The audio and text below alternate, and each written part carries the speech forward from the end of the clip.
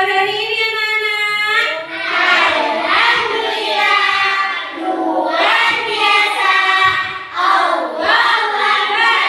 Yes. Sekali lagi, bagaimana kabar hari ini?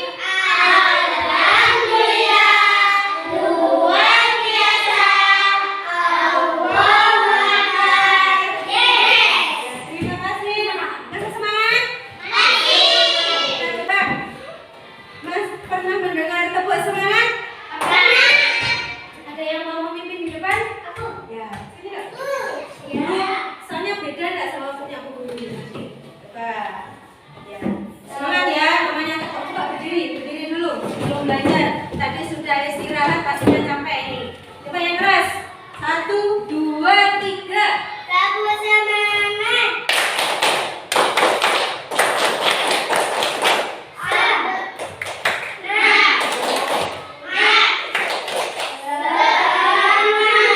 Oke, sekali lagi.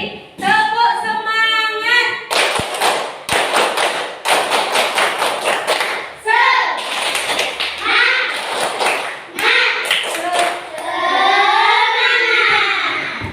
Ini Pak Guru. Terima kasih dulu. Sebelum kita belajar, alangkah baiknya kita buat kesepakatan kelas. Apa itu kesepakatan kelas, anak-anak? Kesepakatan kelas itu maksudnya gini. Ketika kalian nanti belajar, selama pembelajaran berlangsung, ada yang namanya pernyataan yang membuat kalian itu nanti jadi tertib disiplin di kelas. Ya, contohnya misalkan kalau kalian lihat kondisi kelas kalian sekarang itu bagaimana? Kotor. Nah, enaknya bagaimana?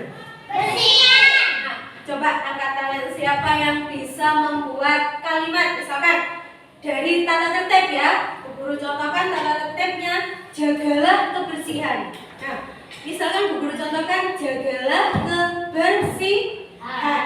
Ada apa tulis? Nah, kalau tata tertibnya jagalah kebersihan.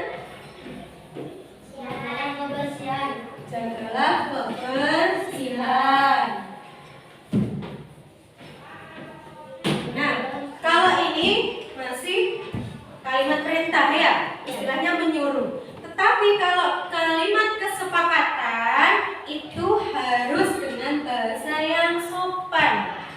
Seperti ini.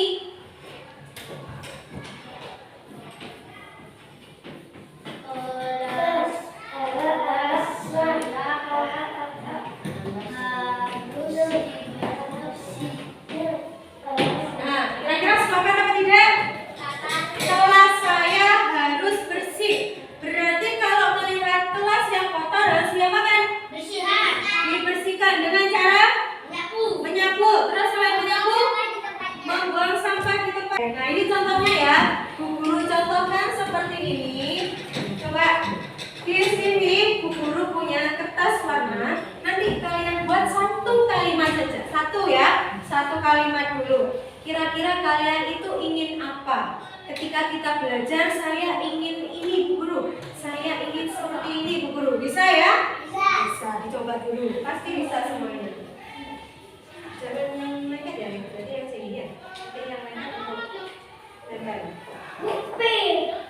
Iya, pilih dulu.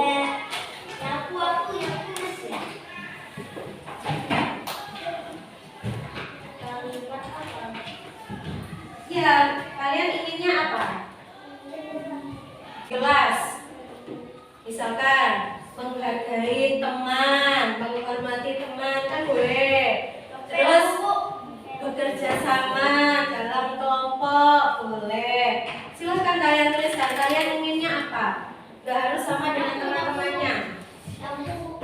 Boleh, nanti dulu sempurnakan kalimatnya.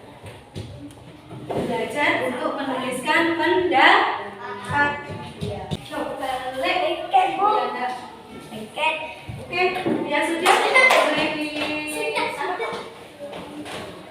dia di sana. Kita di atas nggak apa-apa, nggak harus di bawah.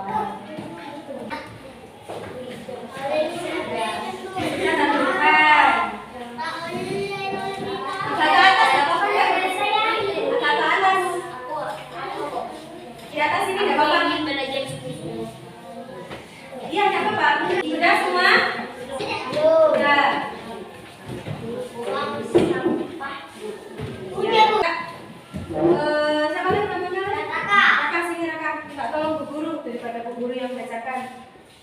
Guru mau dengar suaranya Raka. Di sini jangan membelakangi temannya. Coba dibaca dari sini. Kemudian bila. Ya. Saya ingin mengelak kaca. Saya ingin mengelak kaca. Terus yang kedua? Saya ingin bersih sekolah. Ya. Yang ketiga? Berani, Pak. Saya ingin belajar dengan sungguh-sungguh. Saya ingin belajar dengan pintar. Iya. Nah, terima kasih. Tepuk tangan untuk Raka.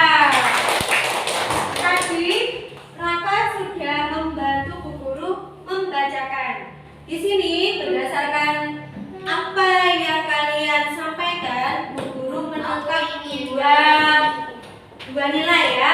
Yang pertama tentang kebersihan, yang kedua tentang rajin belajar. Berarti rajin belajar ini adalah disiplin. Nah, kita sekarang rumuskan kalimatnya ya.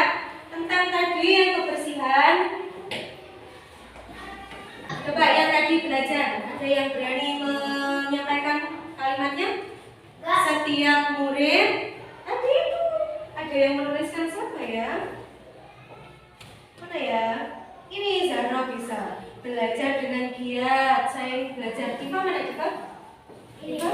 Iya. Coba punya Diva tadi apa isinya? Belajar dengan sungguh-sungguh.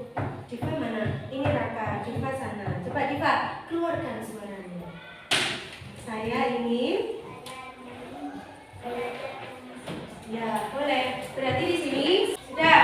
Ini tadi ada dua kalimat. Nah sekarang di sini Bu Guru berikan lagi kertas terus tolong duduk. Kita buat satu atau dua lagi kesepakatan kelas ya. Tolong ini kalau ini sudah ini. Ketika kalian meminjam barangnya teman harus dikembalikan. Terus kemudian izin boleh. Terus kalau sudah selesai pembelajaran mengucapkan terima kasih. Terus apa lagi kira-kira? Kalau sudah selesai pembelajaran apa yang kalian lakukan ketika mau pulang? Berdoa. Terus apa lagi? Boleh. Salam. Terus apa lagi? Barang-barangnya diapakan? Dikemas dengan rapi. Nah, makanya itu nanti dituliskan sekitar itu ya. Guru beri kertas lagi. Iya, ada biru. Buku biru, Bu. Biru semuanya. Biru. Ada warna birunya kuning. Sudah? Taruh di depan.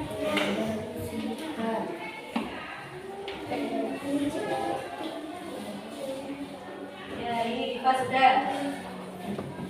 Yang lain? Ini, Bu. Ya, Bu. Biru. Iya. Ini, Bu. Sudah. Iya. Ya boleh.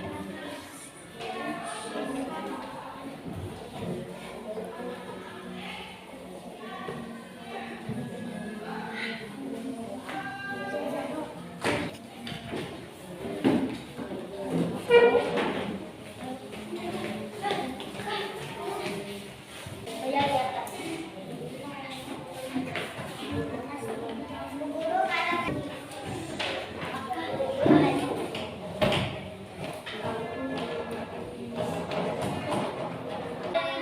Ya, yang pertama kebersihan sekolah. Sama ya, sudah masuk ini ya. Oh, aku ingin sekolah. Perhatikan. saya meminjam barang teman saya meminta izin. Terus misalnya Kembalikan barang teman. lanjut sih. Tepuk tangan untuk Safsa dan Bella sudah berani maju ke depan ya. Dari yang dituliskan di warna biru tadi ada dua kalimat. Kita rumuskan.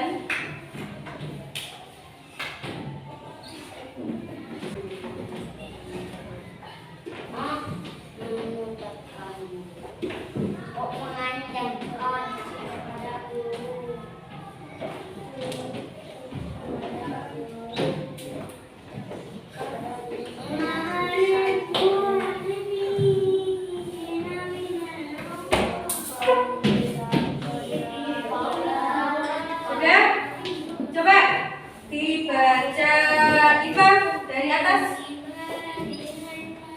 Dibaca yang keras, berdiri.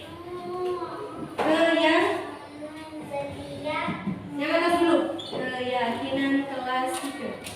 Keyakinan kelas 3. Setiap murid menjaga kebersihan kelas. Nomor 2.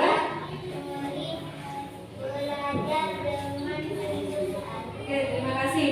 Dilanjutkan Ma'ruf, dibaca nomor 3 dan nomor 4. Berdiri.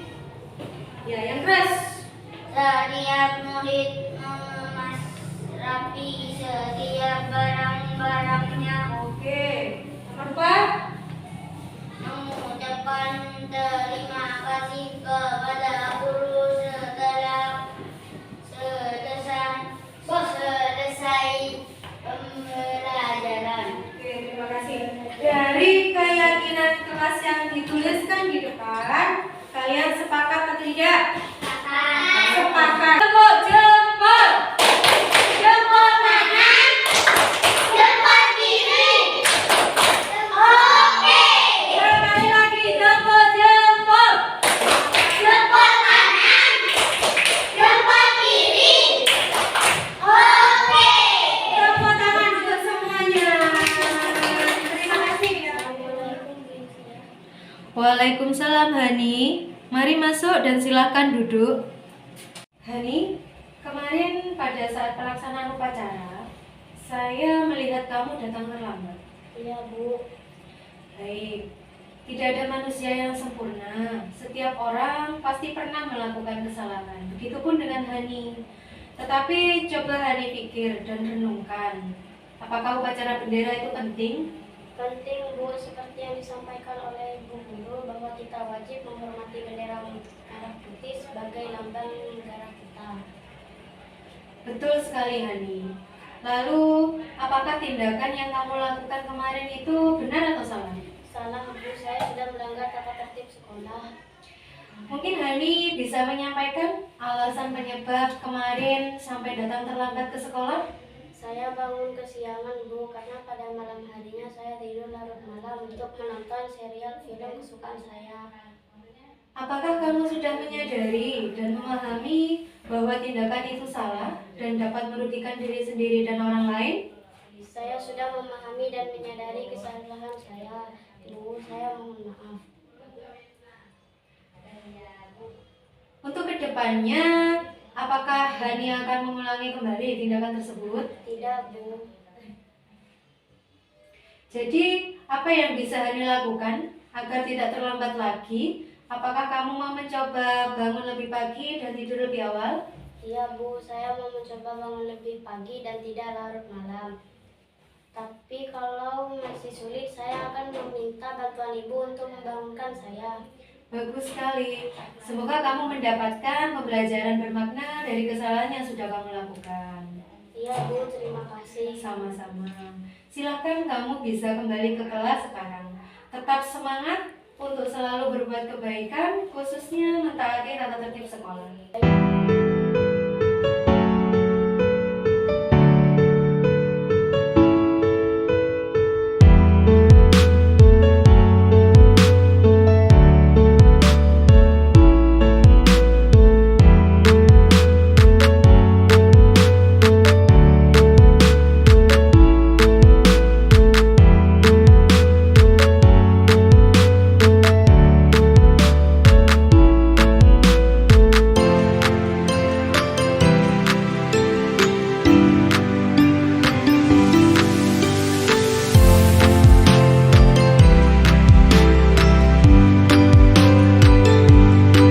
Assalamualaikum warahmatullahi wabarakatuh.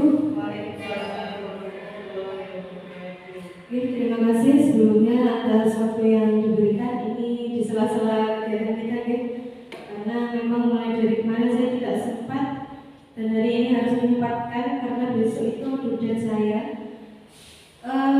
Di sini saya akan mencoba menyampaikan apa yang telah saya pelajari dalam program guru penggerak angkatan 11 di modul modul 1, khususnya modul 1.4 budaya positif.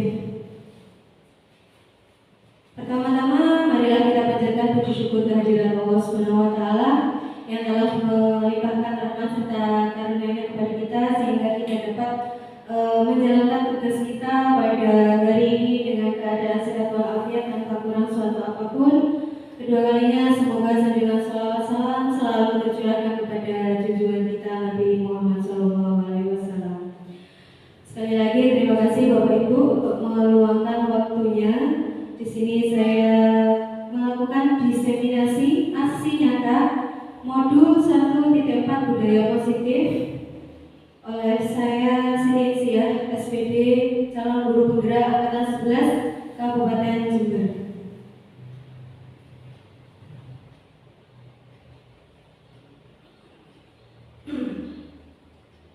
Pertama kalinya saya ingin memperkenalkan di sini ada fasilitator saya yaitu Oma Titi Setiani MPD, kemudian pengajar praktek saya yaitu Pak Didin Devrianto. Beliau berdua ini yang selalu membersamai saya selama program pendidikan ini berlangsung. Adapun tujuan pembelajaran khusus yaitu calon guru penggerak dapat menyampaikan pembelajaran dari penerapan konsep inti dari modul budaya positif serta pemahaman mereka mengenai konsep-konsep inti dalam modul budaya positif. Pada modul 1.4 ini ya Bapak Ibu, saya mempelajari tentang budaya positif yang akan saya imbaskan khususnya kepada lembaga dan sasarannya adalah murid-murid di lembaga. Adapun konsep inti budaya positif itu ada 8. Yang pertama yaitu perubahan paradigma belajar, yang kedua disiplin positif, yang ketiga nilai-nilai kebajikan universal, keempat motivasi perilaku manusia, yang keempat kebutuhan dasar, yang kelima posisi kontrol restitusi, keempat keyakinan kelas, kelima segitiga restitusi. Sebelum saya melanjutkan, materi-materi yang ada di sini itu sebenarnya sudah kita laksanakan Bapak Ibu. Cuma mungkin belum terarah dan masih kurang fokus gitu. Di antaranya yaitu tentang keyakinan kelas. Saya yakin Bapak Ibu di kelas itu sudah melaksanakan sebelum kegiatan pembelajaran kita membuat kesepakatan kelas. Nanti dari pemaparan materi yang saya sampaikan, jika sekiranya ada yang jenengan perlu tanyakan, monggo ditanyakan deh nanti. Yang pertama yaitu tentang perubahan paradigma belajar. Di program pendidikan guru penggerak ini Bapak Ibu, filosofi pendidikan yang digunakan itu yaitu dari Ki Hajar Dewantara. Seperti yang kita ketahui bahwa Pak Ki Hajar Dewantara itu adalah bahwa pendidikan kita filosofi pendidikan beliau itu sangat luar biasa dengan semboyannya yang sampai saat ini itu masih melekat di benak kita, khususnya yang berbunyi ing ngarsa sung tulodo ing madya mamungkarsa tut muri handayani.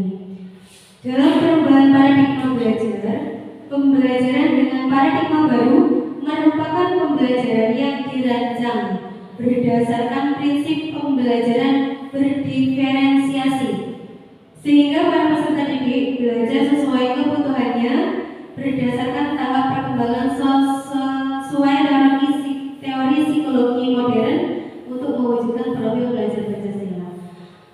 Menurut filosofi pendidikan Ki Hajar Dewantara bahwa guru khususnya kita itu dalam mewujudkan pembelajaran kita tidak boleh menuntut, tetapi menuntun para anak-anak itu berkembang tumbuh sesuai kodratnya. Istilahnya seperti ini, ketika kita ibaratnya seorang petani ya, Bapak Ibu pasti paham.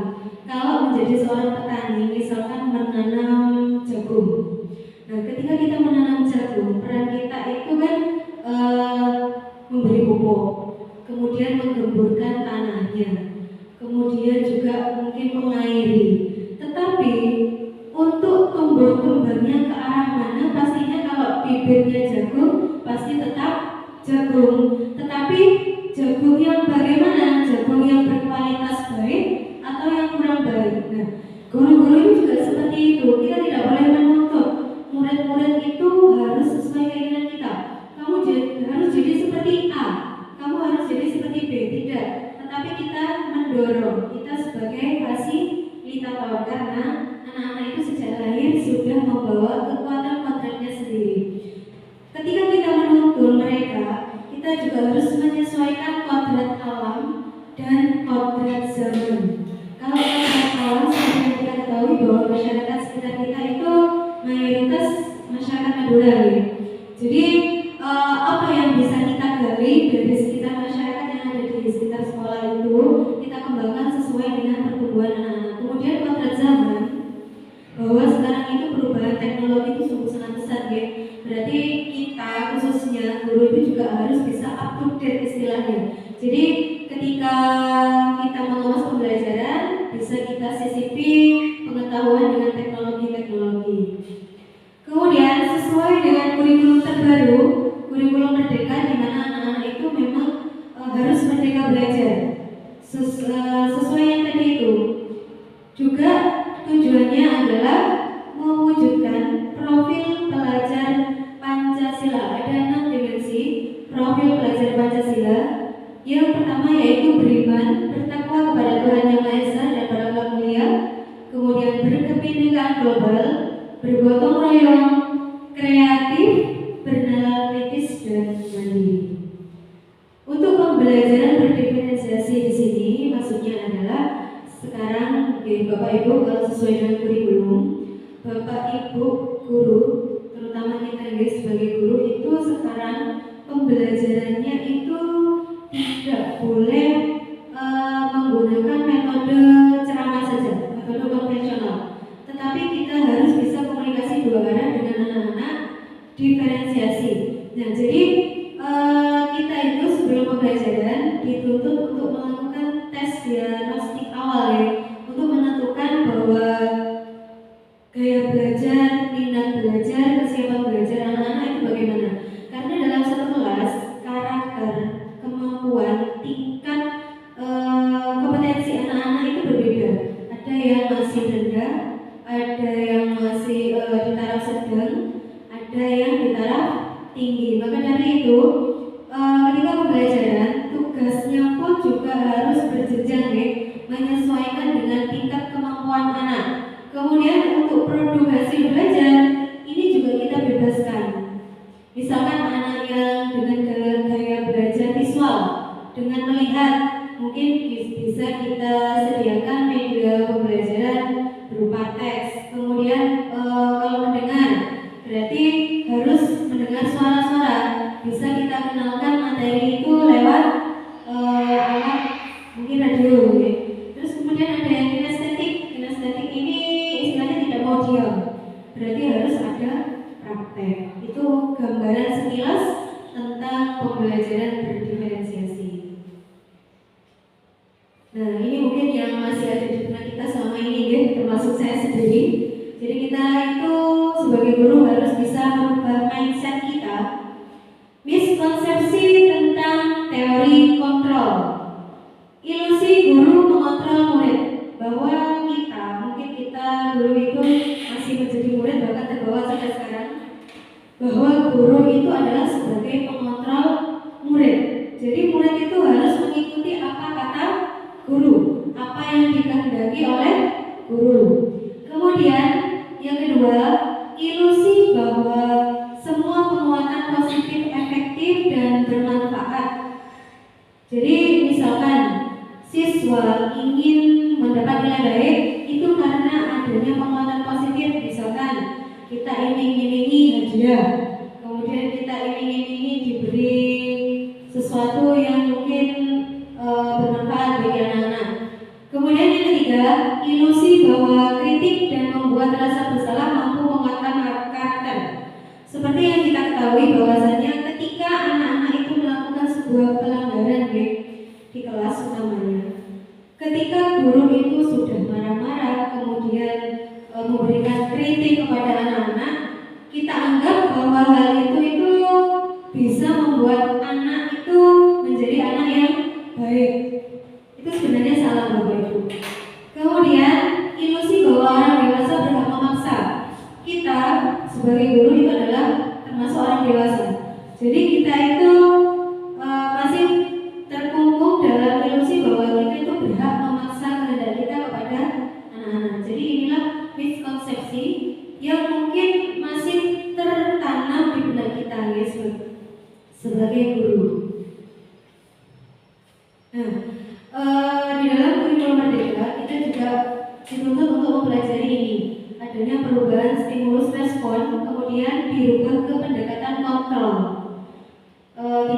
bahas semuanya, di sini hanya saya ambil intinya. Kalau di stimulus respon, realita kebutuhan kita itu sama. Stimulus respon ini di sini maksudnya ketika ibu guru memberikan stimulus, misalkan kalau kalian bisa mendapat nilai baik, ibu guru beri hadiah. Nah, jadi anak-anak responnya akan baik. Nah, contohnya seperti itu. Tapi kalau teori kontrol, kebutuhan kita itu berbeda. Jadi dikembalikan ke kebutuhan belajar anak. Kemudian yang kedua, semua orang melihat hal yang sama. Berarti anak-anak itu dituntut untuk beranggapan satu yang sama. Tetapi kalau teori kontrol itu setiap orang memiliki gambaran berbeda. Berarti di sini anak-anak itu punya kesempatan untuk mengekspresikan apa yang mereka mampu, yang mereka miliki. Selanjutnya ke disiplin positif. Disiplin berasal dari kata disiplina yang artinya belajar. Disiplin mengacu pada disiplin diri yang memiliki tanggung jawab terhadap apa yang dilakukan berdasarkan nilai-nilai yang diyakini. Disiplin positif merupakan salah satu cara penerapan disiplin yang bertujuan untuk menumbuhkan kesadaran serta memberdayakan peserta didik tanpa imbalan penghargaan atau reward, ancaman ataupun hukuman. Sebagai pendidik, tujuan kita adalah mewujudkan peserta didik yang memiliki disiplin diri sehingga mereka berperilaku mengacu kepada nilai-nilai kebajikan universal dan memiliki motivasi intrinsik dalam perubahan perilaku ke arah yang lebih baik. Jadi disiplin positif di sini Bapak Ibu berbeda dari penerapan disiplin yang kita pahami sebelumnya. Kalau disiplin positif ini tumbuh dari motivasi murid itu sendiri. Tanpa kita marahi, murid itu tumbuh kesadarannya sendiri untuk disiplin. Nah, dalam disiplin positif kita mengenal adanya nilai-nilai kebajikan universal. Nilai-nilai kebajikan universal ini nanti yang akan kita implementasikan dalam kesepakatan kelas. Apa itu nilai-nilai kebajikan universal? Nilai-nilai yang disepakati bersama, lepas dari suku bangsa, agama, bahasa maupun latar belakang. Nilai kebajikan universal adalah prinsip moral yang dianggap berlaku secara umum dan lintas budaya, landasan etika yang membentuk perilaku manusia dan menjadi dasar bagi hubungan antar individu dalam masyarakat. Jadi nilai-nilai kebajikan ini adalah nilai-nilai kebaikan istilahnya, tetapi yang terlepas dari nilai-nilai suku bangsa, agama maupun bahasa. Contoh-contoh nilai kebajikan universal itu diantaranya keadilan, kasih sayang, kejujuran, hormat, tanggung jawab, integritas, dan kemanusiaan. Selain itu, nilai kebajikan juga tertuang dalam profil pelajar Pancasila 6 dimensi tadi itu. Nah, di sini Bapak Ibu mungkin saya minta pendapatnya agar tidak ngantuk. Kalau saya bicara sendiri nanti ini kebablas. Di sini ada contoh peraturan yang kita terapkan di sekolah maupun di kelas.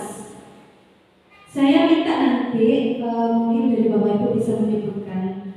Kalau yang nomor 1 saya beri contoh dulu nih. Kembalikan barang ke tempatnya. Nah, kira-kira dari pernyataan ini nilai kebajikan apa yang ingin dituju? Kembalikan barang ke tempatnya. Jujur. Terus kemudian disiplin, rapi.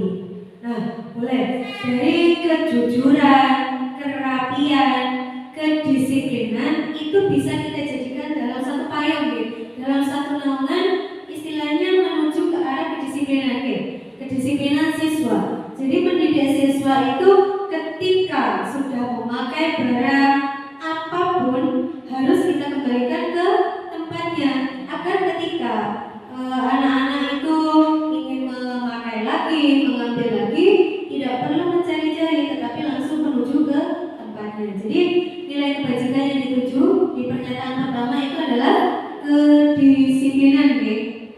Kemudian yang nomor 2, dilarang mengganggu orang lain. Kira-kira ini nilai kebajikan apa?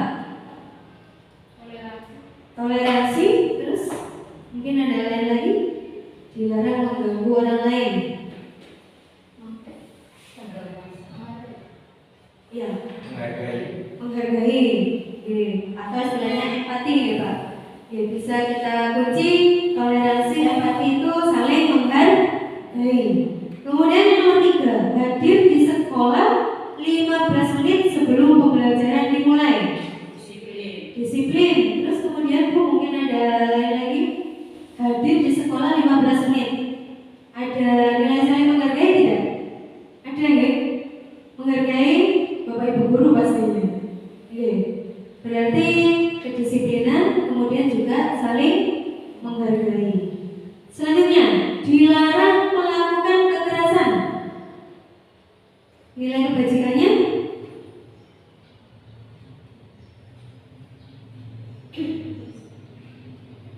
mungkin Bu Yani bisa menyampaikan pendapatnya. Dilarang melakukan kekerasan. Empati, ya? Iya, empati. Karena kalau terjadi kekerasan kan pastinya nanti mengganggu orang lain juga. Pasti juga ada korban. Berarti nilai empati, saling menghargai. Dilarang menggunakan narkoba. Narkoba itu kira-kira mengganggu kesehatan atau bukan Bapak Ibu? Mengganggu, ya, bahaya untuk kesehatan. Berarti nilai kebajikan yang dituju pastinya 1, kesehatan.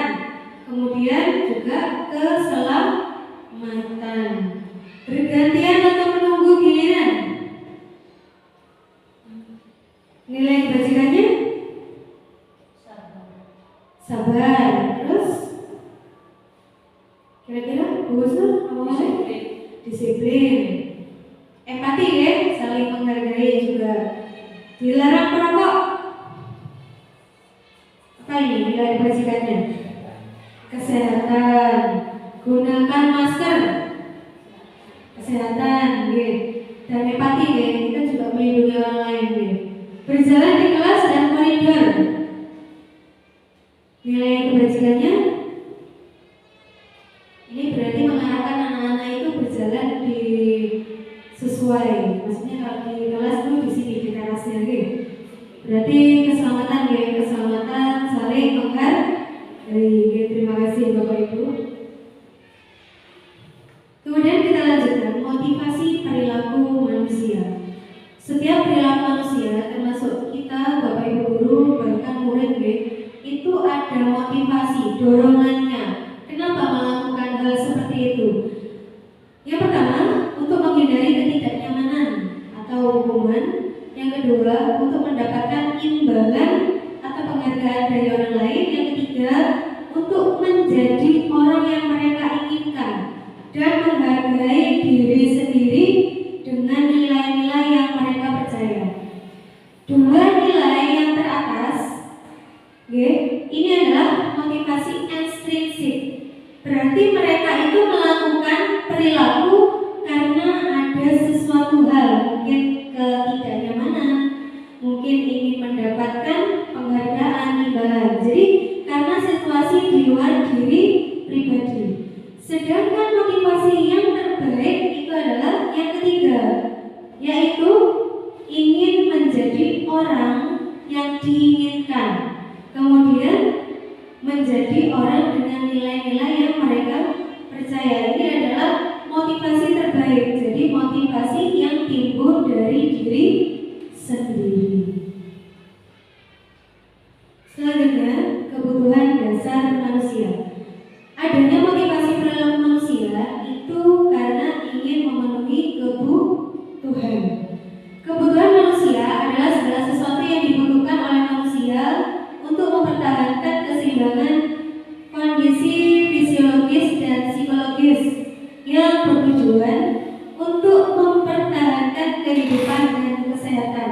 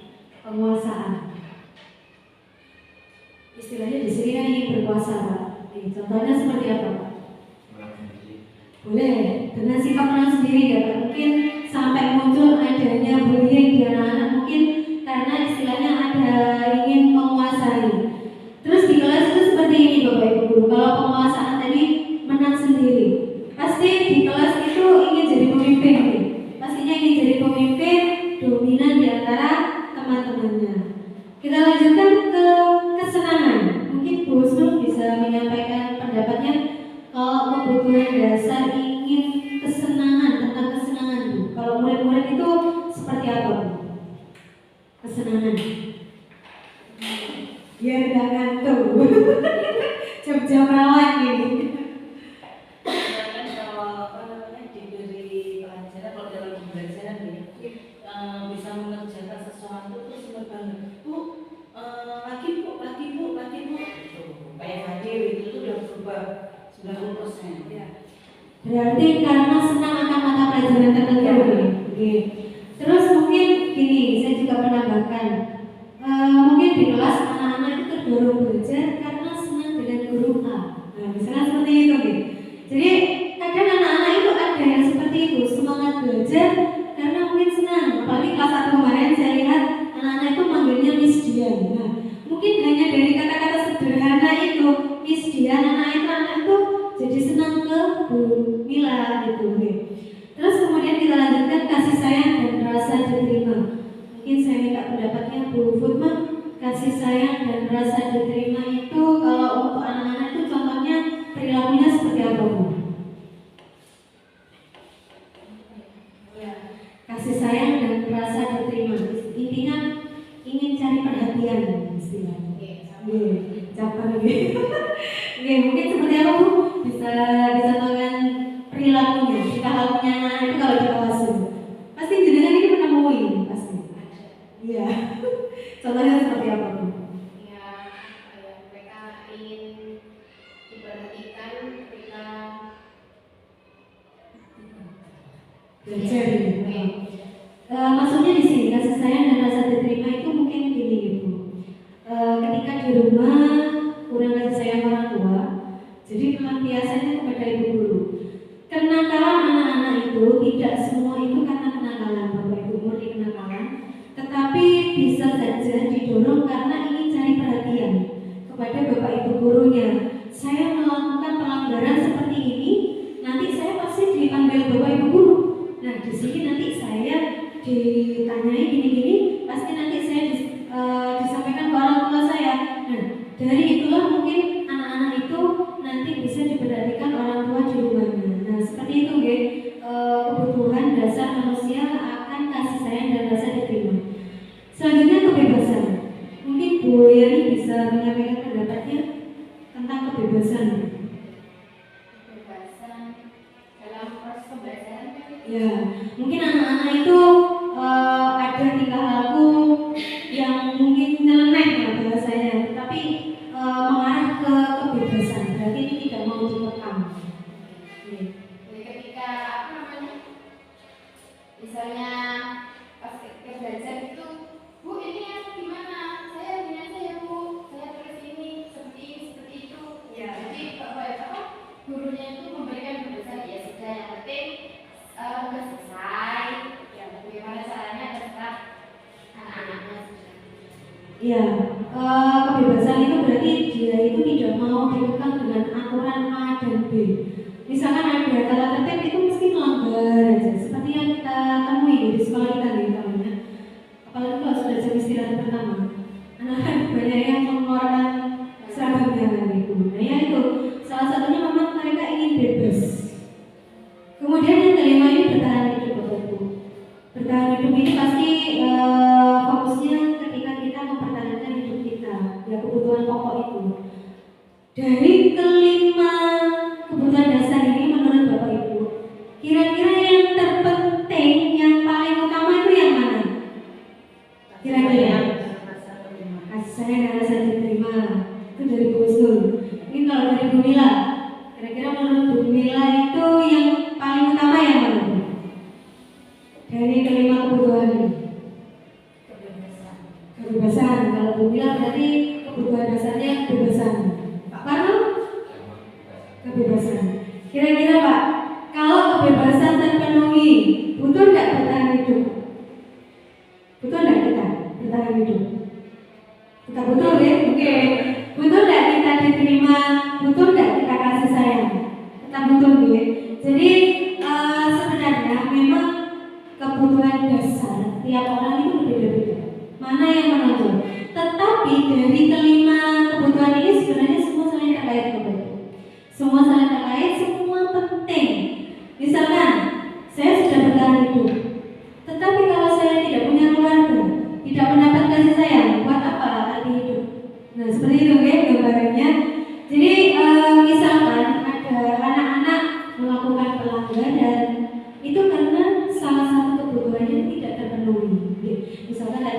baper itu.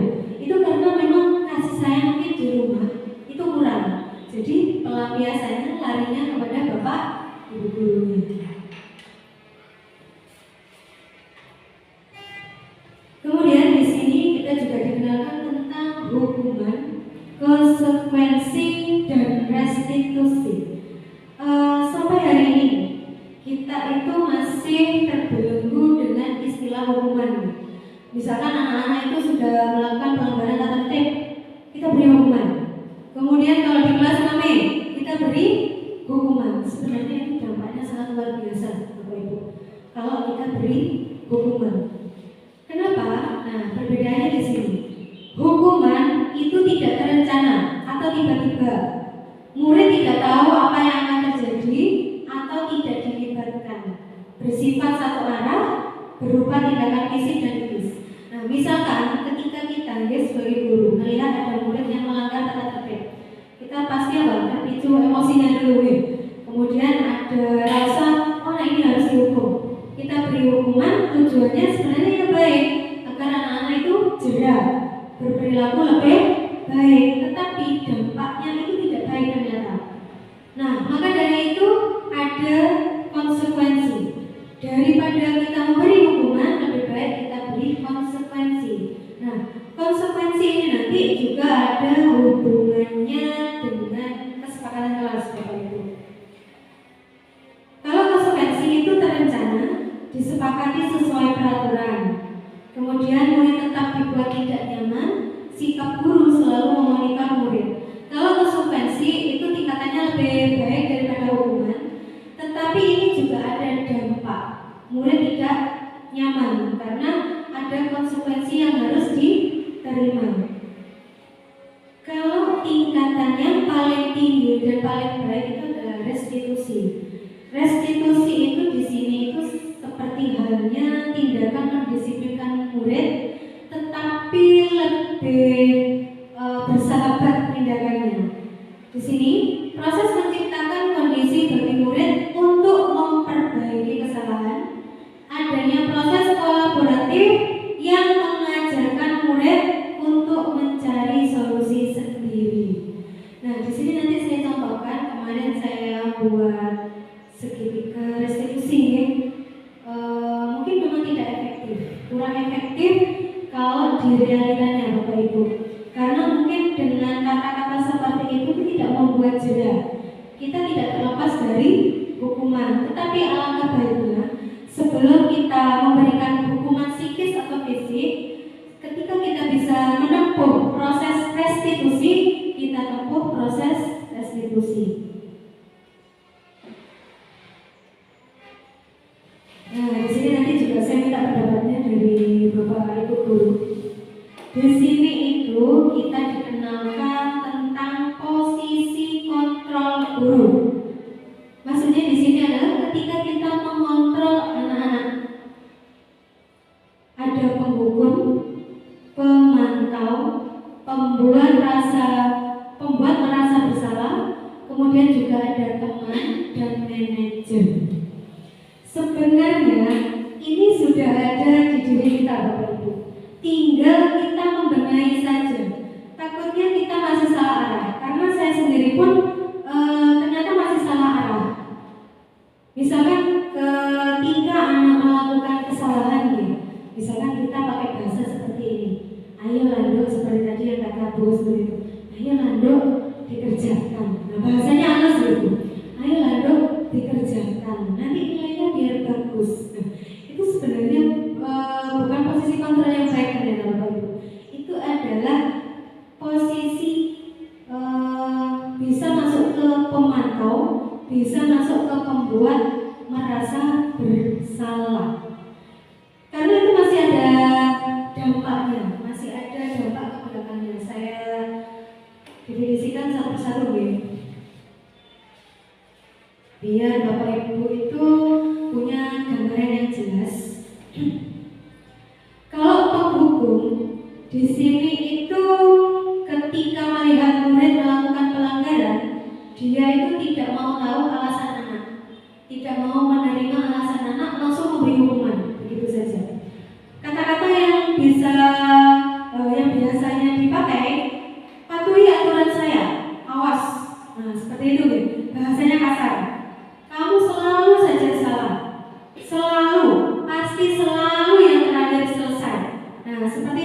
itu adalah kalimat-kalimat yang disampaikan oleh kontrol guru sebagai penghukum. Yang kedua, tingkatan lebih di atasnya penghukum itu membuat merasa bersalah. Pada posisi ini, guru akan bersuara lebih lembut. Nah, ini lebih lembut. Kemudian kata-katanya itu merendahkan diri sendiri, tetapi tujuannya agar anak-anak itu merasa bersalah kepada Bapak Ibu guru. Contohnya seperti ini kalimatnya. Ibu sangat kecewa sekali dengan kamu. Berapa kali Bapak harus memberitahu kamu ya? Gimana coba kalau orang tua kamu tahu kamu berbuat begini? Tidak terasa kita pernah melontarkan kata-kata seperti ini Bapak Ibu guru. Iya. Jadi kita tidak terasa. Sebenarnya sudah kita lakukan. Posisi kontrol ini ada di kita semua. Tetapi alangkah baiknya kalau bisa kita perbaiki. Seperti tadi pun saya juga masih di wali murid itu tadi membuat merasa bersalah itu masih saya lakukan. Tidak bisa. Selanjutnya ke teman. Nah, kalau teman ini guru pada posisi ini tidak akan menyakiti murid, namun tetap berupaya mengontrol murid secara persuasif, berarti membujuk. Guru pada posisi ini menggunakan hubungan baik dan humor. Berarti di sini tuh masih ada kata bercanda Bapak Ibu. Kalimat yang mungkin dipakai, ayo bantulah demi Bapak ya. Ayo ingat tidak bantuan Bapak selama ini. Nah, seperti tadi itu yang saya sampaikan, ayo Lando dikerjakan. Kan tadi sudah Bu Guru jelaskan, masa tidak ngerti. Nah itu juga posisi sebagai teman Bapak Ibu. Kemudian kalau pemantau ini berarti kita mengawasi. Ini sudah lebih baik dari yang ketiga. Bahasa yang sering disampaikan, peraturannya apa? Apa yang telah kamu lakukan? Sanksi atau konsekuensinya apa? Nah, misalnya ketika kita menertibkan murid, kalau kamu melepas pakaian seperti ini, kira-kira konsekuensinya apa? Diberi sanksi apa? Nah, itu adalah di posisi pemantau. Terus posisi yang paling baik itu posisi yang mana Bu? Posisi yang paling baik, efektif dan efisien itu adalah manajer Bapak Ibu. Di sini manajer itu guru berbuat sesuatu bersama dengan murid, mempersilahkan murid mempertanggungjawabkan perilakunya, mendukung murid untuk menemukan solusi permasalahannya sendiri. Nah, melalui posisi kontrol guru sebagai manajer, kita perlu memahami tentang segitiga restitusi. Nah, kira-kira dari kelima ini, kalau Bu Yani, kira-kira jenengan itu dominannya ada di posisi yang mana Bu? Masih ada. Membuat merasa bersalah. Ya. Kemudian kalau menghukum, iya juga kataku. Ya, jadi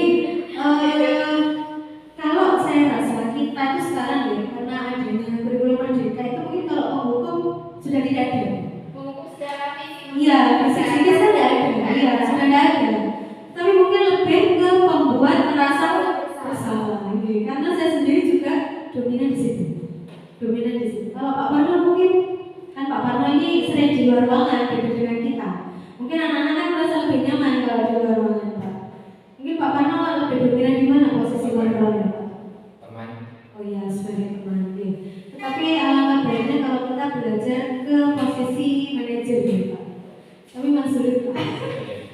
Saya sendiri belum bisa.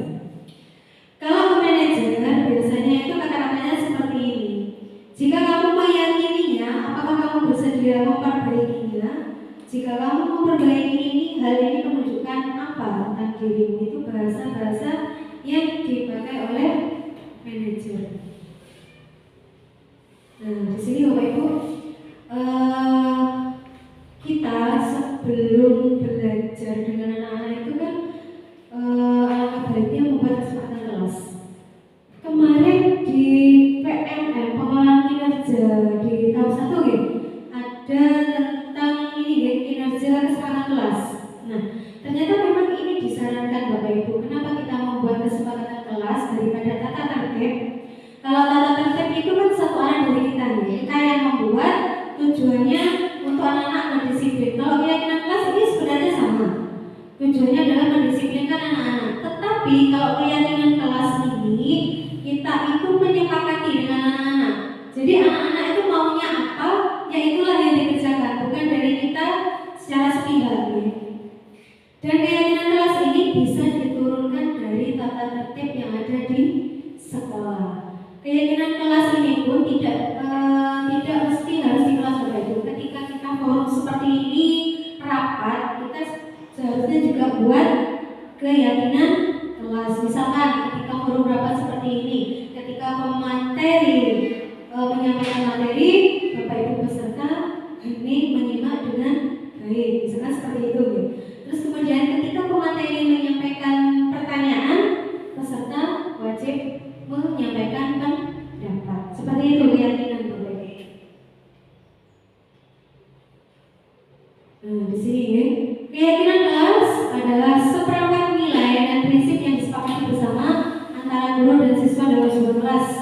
Ini bukan sekedar aturan yang dipaksakan, melainkan kesepakatan yang dibangun secara kolaboratif untuk menciptakan lingkungan belajar yang positif, produktif, dan kondusif bagi semua anggota kelas. Keyakinan kelas ini tidak harus selalu berubah-ubah ya Bapak Ibu. Setiap KBM buat tidak. Bisa jenengan buat kesepakatan di awal-awal mungkin semester ini. Bisa berlaku dalam satu semester ke depan, kemudian semester selanjutnya kita rubah lagi dan kita tinjau lagi. Kira-kira kesepakatan kelas yang sebelumnya itu masih cocok apa enggak untuk di kelas? Ini contoh-contoh langkah-langkah.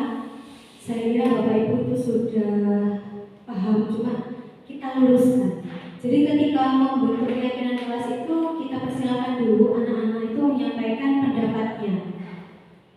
Anak-anak itu perlu mengetahui tata tertib dulu yang ada di sekolah, kemudian kita turunkan dari tata tertib itu. Kemudian mencatat semua masukan-masukan para murid di papan tulis atau kertas besar. Ini bisa dikondisikan sesuai dengan kondisi Bapak Ibu di kelas. Kemudian susunlah keyakinan kelas sesuai prosedur. Dan gantilah kalimat-kalimat dalam bentuk negatif. Nah ini yang terpenting ya Bapak Ibu dalam keyakinan kelas. Kalimat negatif seperti kalimat perintah itu tidak boleh dalam keyakinan kelas. Misalkan seperti ini, jangan berlari di kelas atau koridor. Nah itu adalah kalimat negatif. Maksudnya kalimat negatif itu masih perintah, kata tertib. Tetapi kalau dalam keyakinan kelas kita rubah, berjalanlah di kelas atau koridor. Istilahnya ini kalimat nasihat nih, seperti kalimat nasihat. Kemudian tinjau kembali daftar surat pendapat, kemudian tinjau ulang keyakinan kelas secara bersama-sama. Keyakinan kelas selesai dibuat, kalau bisa dibuat poster Bapak Ibu, agar anak-anak dan kita khususnya guru selalu mengingat apa keyakinan kelasnya. Ini contoh-contohnya yang mungkin bisa di ATM di kelas. Sudah buat semua ya Bapak Ibu di kelasnya masing-masing. Kesepakatan kelas. Sudah tidak? Ya nggak apa-apa. Di ATM, maksudnya ambil tiru di modifikasi. Nah kita sampai di materi terakhir, segitiga restitusi. Segitiga restitusi itu maksudnya adalah proses dialog yang dijalankan oleh guru agar dapat menghasilkan murid yang mandiri dan bertanggung jawab. Di dalam segitiga restitusi sendiri itu Bapak Ibu ada 3 tahapan. Nah di sini ya, yang pertama yaitu menstabilkan identitas. Menstabilkan identitas di sini itu istilahnya tentang memberikan penguatan kepada anak yang telah melakukan kesalahan. Jadi tetap dikuatkan, bukan menurunkan mentalnya, tetapi tetap kondisinya itu dibuat nyaman dulu. Contoh kalimatnya seperti ini. Setiap orang pasti pernah melakukan kesalahan. Begitupun dengan kamu, nak. Nah, seperti itu. Kemudian, kamu bukan satu-satunya yang pernah melakukan hal ini. Kemarin juga ada temannya yang melakukan hal yang sama. Nah, seperti itu adalah tahapan menstabilkan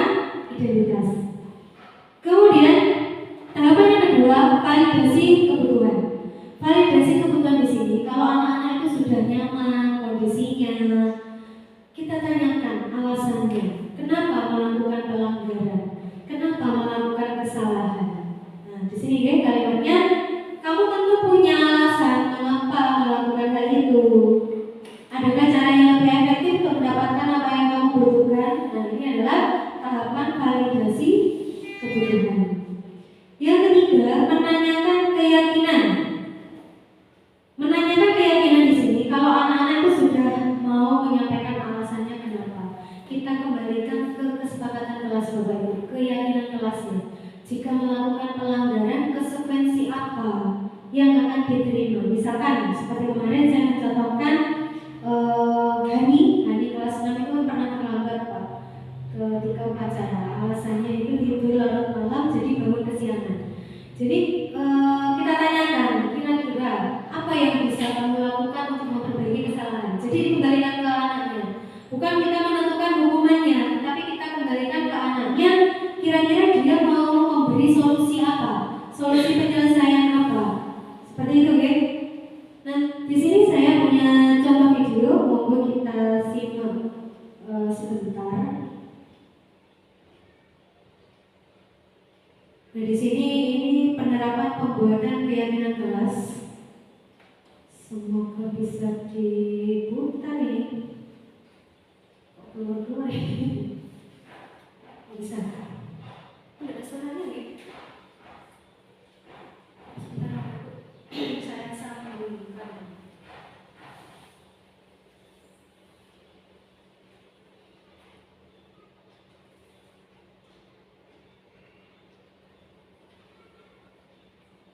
Nanti kalau ada yang mau ditanyakan, mohon ditanyakan Bapak Ibu.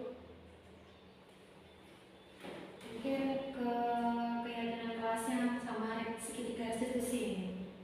Karena memang yang sering kita laksanakan, kita temui kan itu. Sampai sini, seperti apa? Iya. Kadang memang kita melakukan segitiga restitusi 1 kali, 2 kali itu tidak kira efek. Jadi akhirnya ke hukuman. Iya. Iya, efek jerah.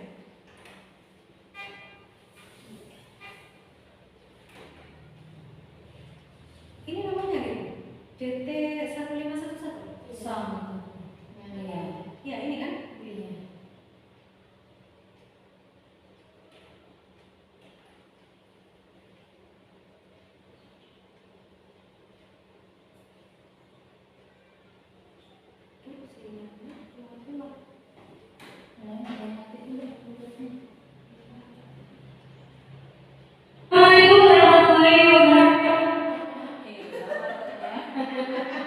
Lupa cari yang di sini aja. Ya. Yang di voucher. Masak terapi ya, itu biar gak ngantuk ya.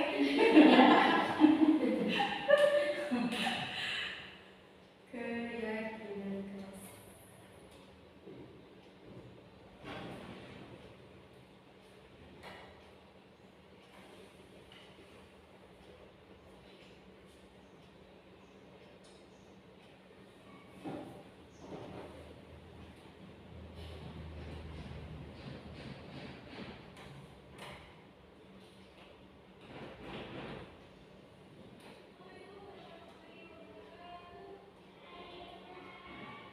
Ini hanya sekedar contoh Bapak Ibu, belum tentu sempurna.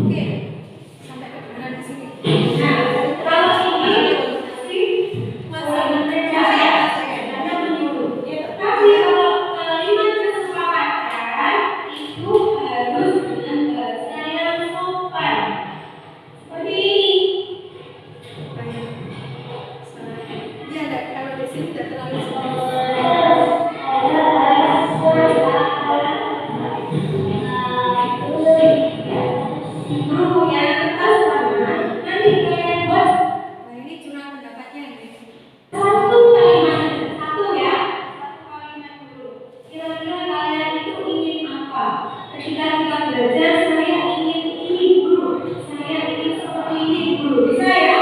Bisa. Coba dulu. Pasti bisa semuanya.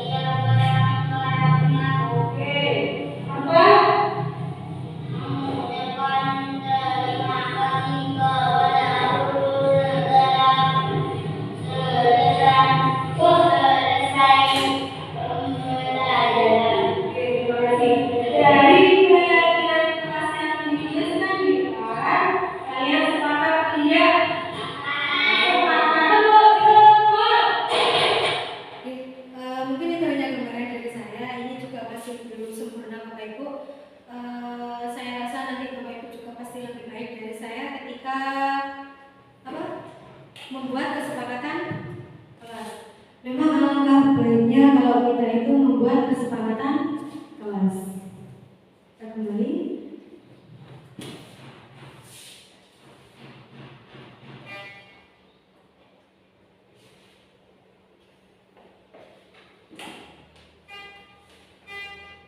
Yang terakhir ini tentang segitiga restitusi.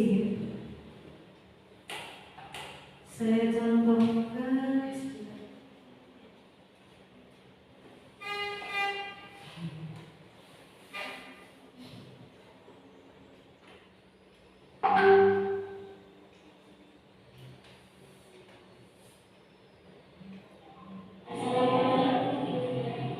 Waalaikumsalam Hani, mari masuk dan silakan duduk. Hani, kemarin pada saat pelaksanaan upacara saya melihat kamu datang pulang. Iya, Bu. Baik, tidak ada manusia yang sempurna. Setiap orang pasti pernah melakukan kesalahan. Itu pun dengan Hani. Tetapi coba Hani pikir dan renungkan, apakah upacara bendera itu penting? Penting, Bu, seperti yang disampaikan oleh Ibu Guru bahwa kita wajib menghormati bendera merah putih sebagai lambang negara kita. Betul sekali Hani. Lalu, apakah tindakan yang kamu lakukan kemarin itu benar atau salah? Salah, Bu, saya sudah mengatakan semua. Mungkin Hani bisa menyampaikan alasan penyebab kemarin sampai datang terlambat ke sekolah? Saya mau persidangan, Bu, karena pada malam harinya saya ingin bertemu untuk menonton serial film kesukaan saya. Apakah kamu sudah menyadari dan memahami bahwa tindakan itu salah dan dapat merugikan diri sendiri dan orang lain? Saya sudah memahami dan menyadari kesalahan saya. Ibu, saya mohon maaf. Untuk kedepannya, apakah Hani akan mengenali kembali tindakan tersebut? Tidak, Bu. Jadi, apa yang bisa Hani lakukan agar tidak terlambat lagi? Apakah kamu akan coba bangun lebih pagi dan tidur lebih awal? Iya, Bu, saya akan mencoba bangun lebih pagi dan tidak larut malam. Tapi kalau masih sulit, saya akan meminta bantuan Ibu untuk membangunkan saya. Bagus sekali.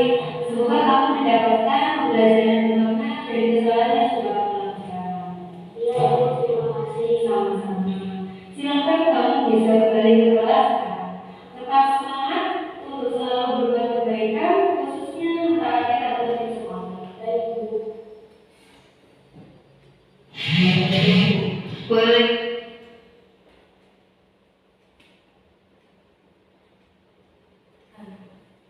Itu terakhir penyampaian materi dari saya Bapak Ibu. Untuk segitiga restitusi ini memang kondisional ya. Kalau untuk kelas rendah mungkin masih bisa kita laksanakan. Tetapi kalau kelas tinggi, apalagi khususnya kelas 6, itu kalau kita pakai bahasa seperti ini mungkin ya ketika kita saja. Mereka mungkin tersadar, tapi selebihnya mungkin tidak menjamin. Jadi tetap menyesuaikan dengan usia sebenarnya untuk segitiga restitusi ini. Mungkin itu saja yang bisa saya sampaikan dari pemaparan materi yang saya sampaikan dari awal sampai tadi terakhir segitiga restitusi. Mungkin ada yang perlu ditanyakan atau sudah pas cukup? Monggo saya beri waktu dulu. Mungkin dari Pak Warno ada yang perlu disampaikan Pak? Ya, kesepakatan kelas begini.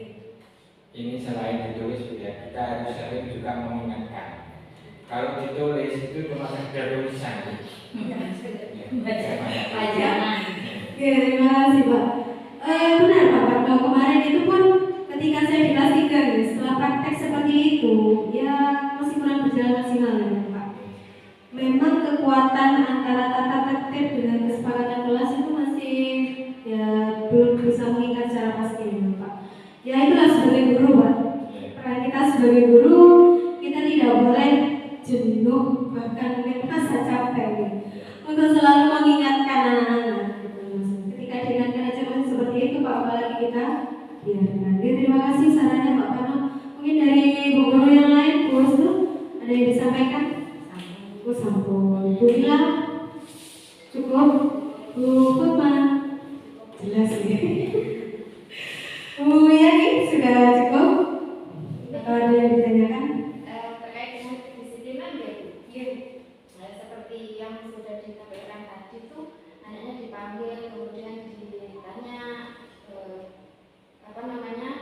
untuk kedepannya itu bagaimana, maunya seperti apa supaya tidak mengulangi lagi. Tapi dalam kesehariannya itu susah gitu.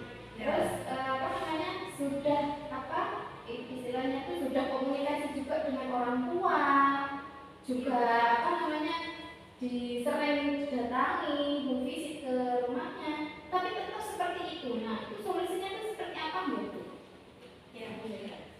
Terima kasih.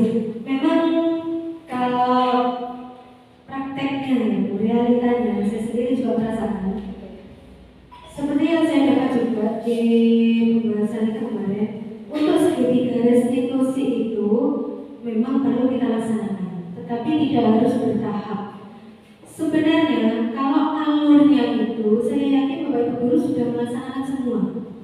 Meskipun tidak sesuai misalkan dari validasi kebutuhan, kemudian menstabilkan identitas, kemudian menanyakan keyakinan. Tetapi ada kalanya kita juga perlu memberikan hukuman, gitu, hukuman untuk lebih jerahnya lagi, gitu Bu. Untuk solusi yang ditanyakan Bu Yani tadi, sampai komunikasi dengan orang tua juga masih belum menemukan solusi. Ya itu tadi, kita kembali ke fitrah kita sebagai guru Bu. Kita sudah berupaya kembali ke kesadaran anak memang. Apalagi kita itu sekarang perannya ya tidak boleh menuntut, tapi menuntun. Nah tetap kita sembari melaksanakan tugas kita tetap selalu mengingatkan. Kalau kita hukum secara psikis, secara fisik, nanti takutnya akibatnya dampaknya ke belakang. Takutnya nanti sampai timbul rasa dendam, itu yang paling bahaya. Mungkin bukan kita sasarannya, tapi takutnya teman-temannya yang jadi bully nanti. Nah, sebisa mungkin kita memposisikan kontrol kita di mana, seperti itu Ibu. Saya yakin nanti seiring perkembangan usia anak, mereka pasti akan sadar. Karena kita kan istilahnya tidak sehari dua hari jadi guru.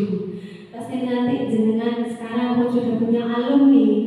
Justru anak yang mungkin sering kita tegur, sering kita nasihati, itu malah berkesan, malah sering ingat ke gurunya gitu. Ketika lulus pun masih nyari. Kamu dan beda dengan mungkin anak yang mungkin memang dasarnya sudah pintar, sudah kan memang mungkin kita perhatikan mungkin tingkat perkembangan belajarnya aja nih. Beda dengan anak yang mungkin punya kondisi khusus ya, seperti tadi sering melanggar karena adanya kebutuhan yang belum terpenuhi, tapi justru mereka itulah yang paling mengingat jasa kita. Seperti itu yang saya rasakan. Mungkin dari apa yang saya sampaikan sudah sesuai di benar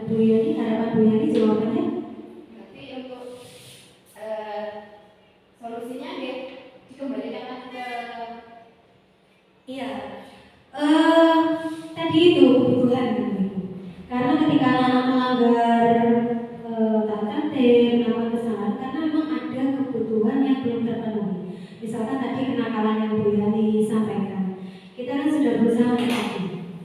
Nah mungkin di sekolah sudah terpenuhi Bu, tetapi di rumah. Nah tadi jenengan juga sudah menyampaikan komunikasi dengan orang tua. Nah tinggal orang tua bagaimana caranya. Nah seperti itu. Seharusnya memang ketika restitusi itu Bu, tidak kita saja yang melaksanakan, tetapi orang tua juga. Nah karena itu keterbatasan kondisi orang tua di rumah membuat istilahnya guru yang di sekolah itu orang tua satu-satunya. Tetapi padahal waktu anak itu lebih banyak di rumah. Nah maka dari itu kita itu harus menjalin komunikasi yang baik dengan orang tua. Tetapi tetap kembali orang tua yang seperti apa? Seperti itu. Mungkin itu yang bisa saya sampaikan. Ada yang masih mau disampaikan atau sudah pas cukup Bapak Ibu? Berarti intinya guru itu harus sabar. Sabarnya harus terus selama itu. Sabarnya harus sabar. Makanya tugas guru itu luar biasa. Jadi kalau masih ada di luar sana yang menyampaikan tugas kita itu wow sekali. Ya kita rasakan aja kemarin yang COVID itu kan Bu. Yang COVID itu kan orang tua yang jadi guru di rumah. Gimana rasanya? Termasuk kita kan. Saya aja kalau jadi guru anak saya emosi Bu. Malah percaya ke gurunya kan.